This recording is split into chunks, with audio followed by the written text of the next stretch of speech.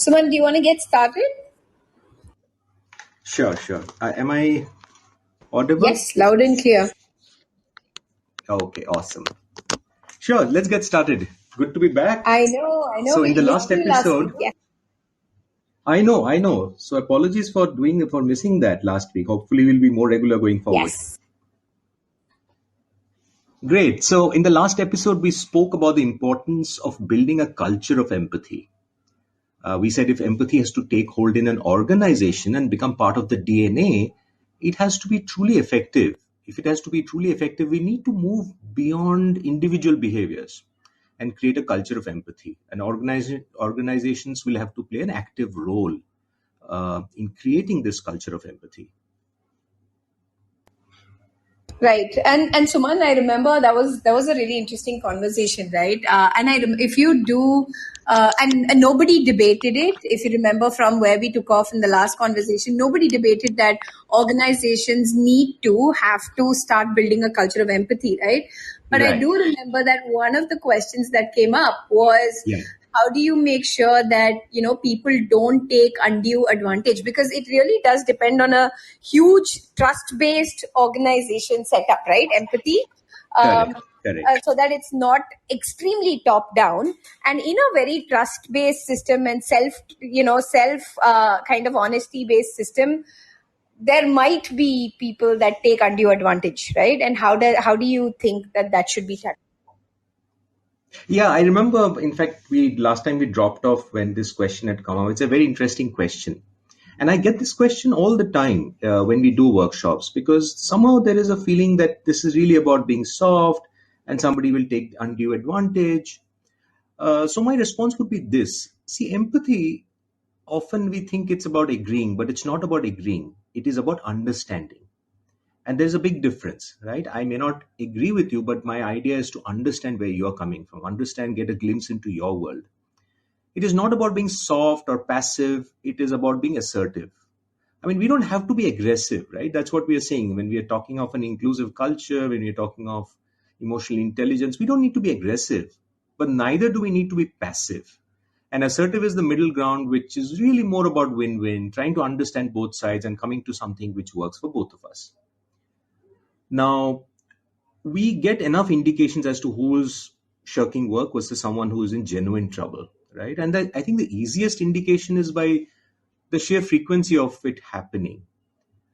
So let's say if a diligent team member who seldom asks for help reaches out, absolutely we need to go out of our way to provide help, inquire, find out what's happening at his or her end, show genuine caring, empathy. What will happen is it will form strong bonds, more trust, and a deeper, more connected relationship. On the other hand, if the person is a habitual offender, keeps making excuses, and you know it, right? It's happened many times before. I think it calls for a conversation. For instance, let's take an example. For instance, the person has missed a deadline. You can sit with him to realign on the date.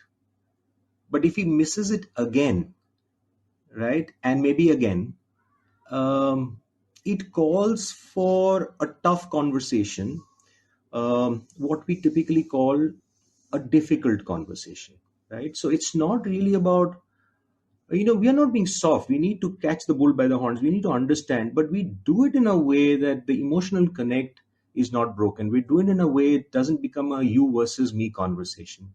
And that's a difficult conversation. So there is a technique to it, which we can learn. Maybe we'll cover it in one of our future episodes.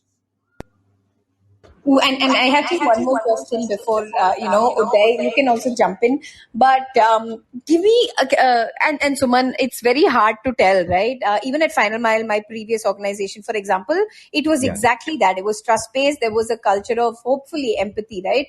But what Mhm. does it look like when an organization has adopted a culture of empathy rather than them just saying that they've adopted it? What does it look like and adopting a culture of empathy, and what are some of the outcomes that can be tracked if an organization, maybe if you can give us an example? Sure. I think a good example for this is to see what Satya Nadella did for Microsoft. He totally changed the culture after taking over from Steve Ballmer, and he primarily using empathy and inclusiveness. He wrote this fascinating book called Hit Refresh, where we all got a glimpse of, the workings of Microsoft. And it's very interesting, some of the points he makes in that. I quote from his book. He says, "My personal philosophy and my passion is to connect new ideas with a growing sense of empathy for other people. Ideas excite me, empathy grounds and centers me." So he's really imbibed this empathy, and why he feels empathy is important. This is what he has to say. He says, at the core, it's about us humans and the unique quality we call empathy, which will become ever more valuable in a world where the torrent of technology will disrupt the status quo like never before. So it's fascinating. Now I come to the second part of your question, which is, what's been the outcome? So what's been the result of this? And I think, to me, this is probably the more fascinating part than the first part, because many may not be aware. Microsoft today, it is the second most valuable company in the world, with a market cap of $2.6 trillion, just behind Apple with $2.9 trillion. And it just might sound like a number. Just to put it in perspective, $2.6 trillion, by the way, is the size of India's economy. So that's how big the company is, right? So yeah, Microsoft and Satya Nadella have a lot to teach, and we all have a lot to learn from them. Awesome, Uday. You want to jump in? Sorry, Suman. There was an Sure. Hi, Uday. Hey, hi. Hi, Suman. Been a while. This Yes. thing about empathy has always been what I wanted to do, and sometimes I feel as a leader, you walk into a situation and you want to be empathetic, but you Yeah. also want to be tough. Or Yeah. also, quite often, I've always got the feedback that Uday, you can't be popular. You must not try to be popular with the guys. You have to be very tough. इनको तो बजा के रखना चाहिए, Huh. which is the common feedback the super bosses always give, that look, you Yeah. have to take the tough stand with the people.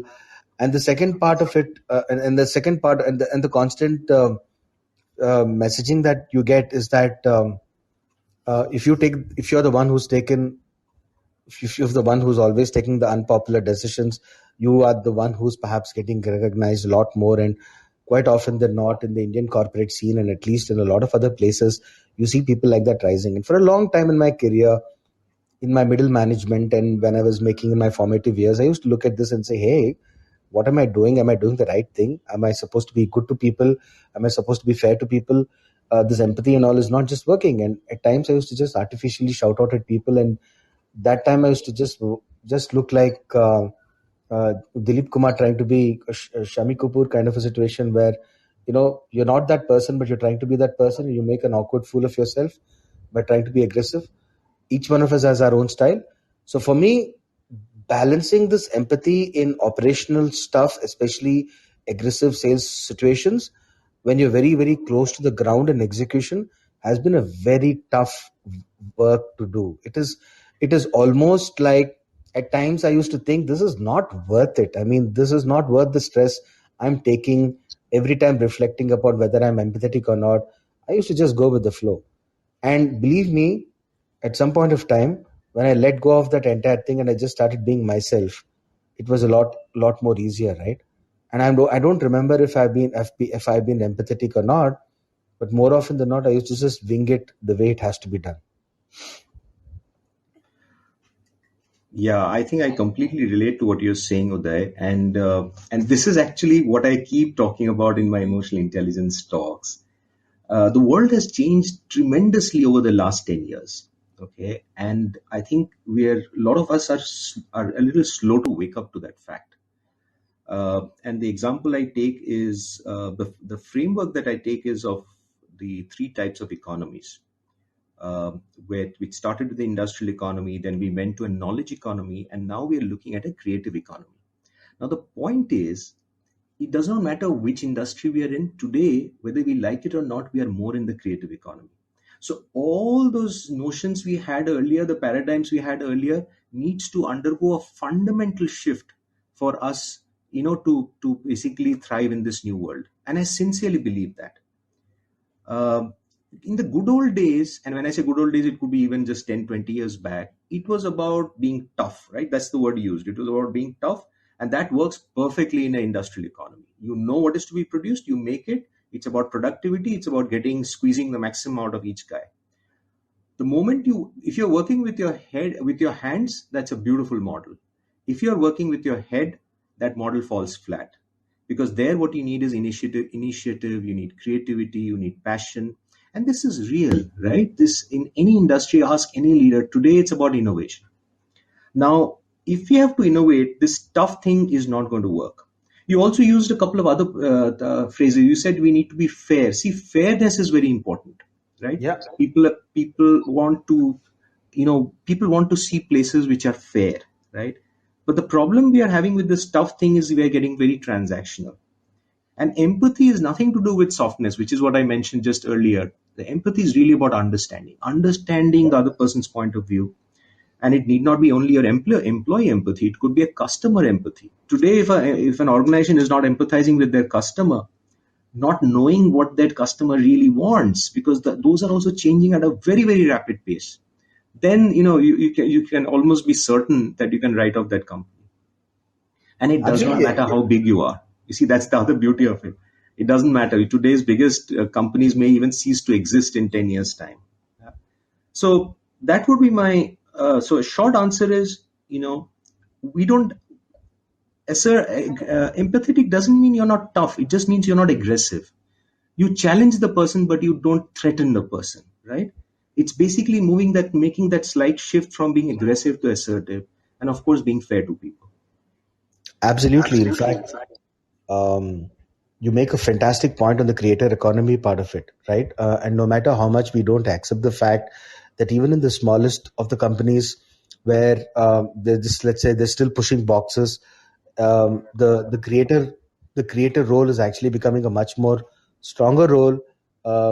Innovation in some form has to happen. Change is only coming with changes coming through that. And if organizations and people are losing market shares at some level, it's got to be if you drill down, it has got to be the fact that you've not heard the customer in a way in which the customer wants to be heard, right? And Absolutely.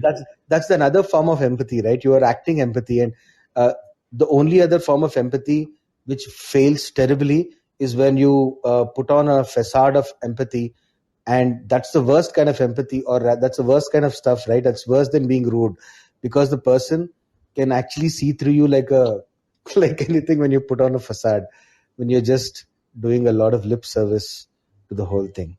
Absolutely. I think we need to go back to what Charles Darwin said in the Theory of Evolution. He said it's not the strongest of the species that survive, not the most intelligent, but the one who's most responsive to change. And I think that holds true even today, 200 years later. And the pace of change is so quick that we are not realizing that the ground is shifting under our feet. I'll just give an example, right? I moved out of Samsung a couple of years back. And just before I was moving out of Samsung, the last 2 years, I engaged myself into moving a lot of, I built up my thing because I was put in a lot of time on weekends working with startups on a completely freelance basis, not charging. And people used to say, hey, why are you kind of doing all of this? This is not required. And then built a lot of that muscle. And people used to just look at it and say, hey, this is not correct. And when the time came, I was just moved on and I did my own thing. 3 years later, I look back and the same people come back and kind of say, hey, we should have done that, right? We should have made that move. We should have started working on the thing, because people who are very, very safe in organizations at the topmost levels, who had perhaps the most secure positions, don't have them anymore, because the world has changed very rapidly in most companies. Absolutely. I completely agree with that. And I think one of the other points that I had come across at one point, and I really appreciated this one amongst lots of others, where it talked about building a culture of empathy, right? Is it says be honest, right? If you need to be brutally honest, but always use that honesty productively, right? So if you're giving feedback, talk about, it's not just about saying, hey, Suman, you took the coming late example, right? So it's not just about saying, hey, you came late, but give them tools to work with so that the next time, they have something to build upon rather than just your feedback of, hey, you came late and this won't fly, right? So I really like that point. It kind of also fits with what you said about not being aggressive, but being honest, being direct, and it doesn't mean it's soft or weak, right? That was one point I was. Exactly. But you know what? Sometimes we also justify to ourselves saying that, hey, I'm being blunt and I'm being honest. And I've seen this with many leaders. They're just very blunt in what they're saying. But I think that requires a bit of tact as well. Because remember, we talked about the fight or flight. Now, you don't want to be so blunt that you actually invoke the threat response in the other guy, right? There is a little bit of tact that needs to come in. And that really becomes a matter of how do you say things in a way that you don't trigger a stress response? How do you, even if you have to give feedback, there is a certain way we give feedback. Even the other way around, right? Let's say they say, we should be open, we should be challenging our leaders. But challenging doesn't mean that suddenly you say, hey, what you're saying is all wrong and I don't agree with this, because it'll invoke a threat response. We have to do it much more delicately. So there are ways and means of both taking feedback and giving feedback, and I think it's important we learn those. My friend the other day was telling me, I think the biggest challenge in India is that we haven't learned how to ask questions. And I was pondering over it, and I think that's very well said. That's a skill we all need to learn. I have something on a very slightly lighter note, frivolous note actually. Divya and Suman, there was this senior vice president leader in one of the companies, and he said, I want to motivate all of you. So he was given feedback that his team has to be motivated. So he came to all of us and said, look, I have been told by my leaders that I have to motivate all of you. I'm motivating all of you, and I'm sure after all this, you will stay motivated. And he went back. I'm sure you all felt very motivated after that. This is exactly what Bhavya meant by leaders are more into digging graves nowadays. So where does empathy stand? If you can answer that question maybe in the next 1 minute. Yeah, so I think my response will be similar. So the reason why we're getting a response like that is that these are the typical, been there, done that. It has worked for them in the past, and they're still continuing with that style. And the problem, what's happening is people are leaving. See, the biggest challenge companies are facing today is attrition, right? And they are justifying saying, hey, the market is so hot. But the point is, there is a saying, right? People join organizations and leave bosses. And I think it's still very true even today. I mean, if you have a culture of empathy, culture of inclusiveness, culture of compassion, kindness, of course we can retain our people, right? But that doesn't seem to be happening, and the attrition levels are like frighteningly and exorbitantly high, right? And it's high time companies really started looking into that and quickly start changing the culture.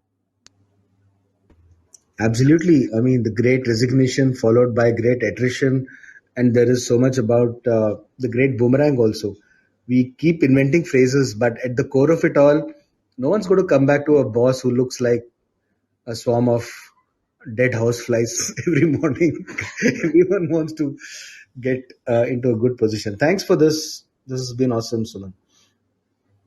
Awesome. Absolutely. Yeah, this Thanks, was an Suman. excellent As always, conversation. I love these thought-provoking conversations. Thank you. Tanya Thank says you. Dracula. Dracula. Thank you. We'll see you next